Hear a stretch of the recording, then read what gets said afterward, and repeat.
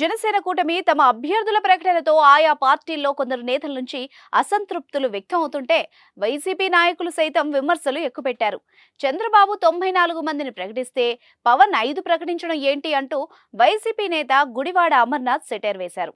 అభ్యర్థుల ప్రకటన తర్వాత కాపుల్ని కమ్మవాళ్లను కాపులు నమ్మడం లేదని అర్థమైందన్నారు.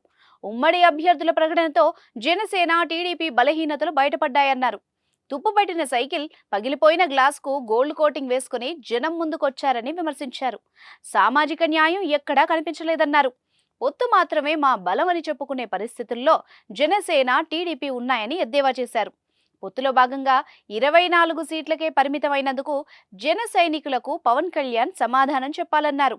అసలు పొత్తుల వల్ల ఓట్ల ట్రాన్స్ఫర్ జరగదని, వైసీపీనే గెలుస్తుందని ధీమా వ్యక్తం చేశారు గుడివాడ అమర్నాథ్.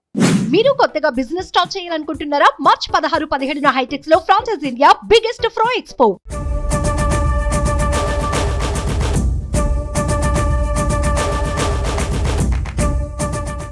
జనసేనకు 24 సీట్లు మాత్రమే కేటాయించడంపై వైసీపీ నాయకుడు మంత్రి అంబటి రాంబాబు కూడా రియాక్ట్ అయ్యారు. పల్లకి మోయడానికి పవన్ పనిచేస్తున్నారంటూ సెటైర్లు వేల్చారు. వైసీపీ నాయకుడు సజ్జల రామకృష్ణారెడ్డి కూడా పవన్ కళ్యాణ్ పై విమర్శలు చేశారు.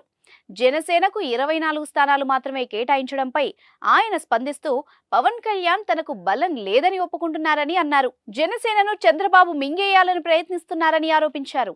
టీడీపీ అనుబంధ విభాగంగా జనసేన మారిందని విమర్శించారు.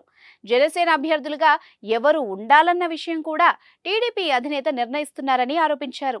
పవన్ కళ్యాణ్ టీడీపీకి ఉపాధ్యక్షుడిగా మారితే బాగుంటుందని విమర్శలు గుప్పించారు సజ్జల రామకృష్ణారెడ్డి. పవన్ కళ్యాణ్ చూస్తే చాలా దయనీయంగా రావడం కానీ ఇక్కడికి అంటే ఒక పొలిటికల్ పార్టీకి ఉండాల్సిన ఒక డెకరం మెయింటైన్ చేయగలిగిన దీంట్లో కూడా అతను లేడు.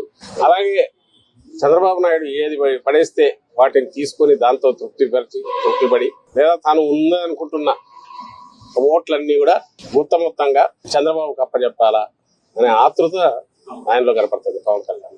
సరే, దానికి మళ్ళీ ఒక కలరు, ఎందుకంటే అత్యంత ఇమ్మీడియట్ తక్షణ కర్తవ్యం వచ్చి వైఎస్ఆర్సీపీ పాలన నుంచి రాష్ట్రాన్ని విముక్తం చేయాలని, వైఎస్ఆర్సీపీ విముక్త రాష్ట్రాన్ని తీసుకొచ్చి చంద్రబాబు ఎందుకు చేయాలనే దానికి రీజన్ అయితే లేదు. టీడీపీ జనసేన అభ్యర్థుల జాబితా చూశాక పవన్ కళ్యాణ్ ఎందుకు పార్టీ పెట్టారంటూ మంత్రి రోజా ఎద్దేవా చేశారు. ప్రజల కోసం పుట్టిన పార్టీ అని చెప్పిన పవన్ కళ్యాణ్ 4వ వంతు సీట్లు కూడా ఎందుకు తెచ్చుకోలేకపోయారని రోజా ప్రశ్నించారు. ఎప్పుడైనా ఒక పార్టీ జాబితా రిలీజ్ అయినప్పుడు ఆ పార్టీలో ఉన్న కార్యకర్తలు, నాయకులు సంబరాలు చేసుకుంటారు. అదేంటో కానీ టీడీపీ జనసేన జాబితా విడుదల చేసిన తర్వాత టీడీపీ జనసేన కార్యకర్తలు, నాయకులు ఏడుస్తుంటే వైఎస్ఆర్సీపీ కార్యకర్తలు, నాయకులు డబుల్ హ్యాపీగా సంబరాలు చేసుకుంటున్నారు. ఎందుకంటే ఈరోజు ఆ జాబితా చూశాక పవన్ కళ్యాణ్ అసలు ఎందుకు పార్టీ పెట్టాడు అని మాకే కాదు, ఈరోజు జనసేన కార్యకర్తలు, నాయకులకు కూడా అర్థం కావట్లేదు. ఎందుకంటే పవర్ షేరింగ్ అన్నాడు, సీట్ షేరింగ్ అన్నాడు, ఓట్ షేరింగ్ అన్నాడు, కానీ పావలా శాతం కూడా సీట్లు తెచ్చుకోలేకపోయాడు ఈ పీకే పవర్ స్టార్ అనేది.